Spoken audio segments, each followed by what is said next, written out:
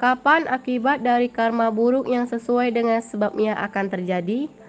Begitu seseorang sudah bangkit dari alam rendah dan mendapatkan kelahiran kembali di alam yang lebih tinggi, maka ia akan mengalami akibat yang sesuai dengan sebabnya. Ada dua jenis akibat yang sesuai dengan sebabnya. Pertama, pengalaman yang sesuai dengan sebabnya. Kedua, perilaku yang sesuai dengan sebabnya. Dalam kasus membunuh, pengalaman yang sesuai dengan sebabnya adalah mengalami umur pendek atau sakit-sakitan. Akibat ini cukup mudah dipahami karena ketika kita membunuh, artinya kita mengambil nyawa satu makhluk. Dengan kata lain, kita memperpendek masa hidup satu makhluk. Jadi, akibat yang sesuai dengan sebabnya dari aspek pengalaman adalah kita sendiri akan mengalami umur pendek. Dalam kasus mencuri, pengalaman yang sesuai dengan sebabnya adalah kekurangan harta benda. Ini bisa kita amati pada orang-orang yang senantiasa kekurangan harta benda, terlepas dari betapa kerasnya mereka berupaya untuk memperoleh kekayaan. Dalam kasus perilaku seksual yang salah, akibat yang sesuai dengan sebabnya adalah mendapatkan pasangan, suami atau istri yang tidak setia. Dalam kasus berbohong, akibat yang sesuai dengan sebabnya adalah mengalami kritikan atau celaan bahkan ketika kita tak melakukan kesalahan apapun. Dalam kasus ucapan memecah belah, akibat yang sesuai dengan sebabnya adalah terpisah dari para sahabat. Dalam kasus ucapan kasar, akibat yang sesuai dengan sebabnya adalah mendengar kata-kata yang tak enak didengar atau suara-suara yang tak menyenangkan.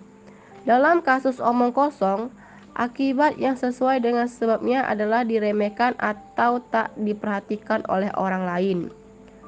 Dalam kasus keserakahan, akibat yang sesuai dengan sebabnya adalah tidak pernah merasa puas dan terus merasakan kemelekatan yang kuat.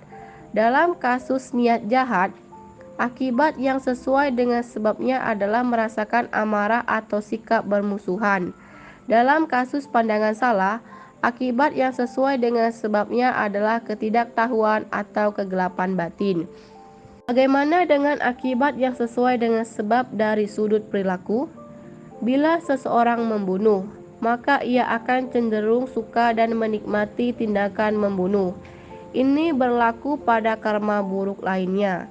Secara khusus, kita bisa mengamati anak-anak kecil.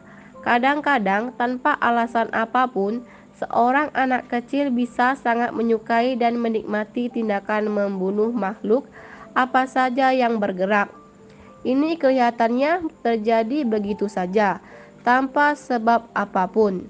Tapi sebenarnya ada alasan kuat di balik tindakan tersebut, yaitu akibat yang sesuai dengan sebab dari sudut perilaku, yaitu kebiasaan membunuh yang matang sebagai buah karma di kehidupan saat ini. Ada juga orang-orang yang tak tahan kalau tidak mengambil barang milik orang lain. Dan dengan logika yang sama, ini sebenarnya adalah kebiasaan mencuri yang matang sebagai buah karma di kehidupan saat ini. Di antara kedua jenis akibat yang sesuai dengan sebabnya, perilaku yang sesuai dengan sebab adalah akibat yang paling buruk dan berbahaya.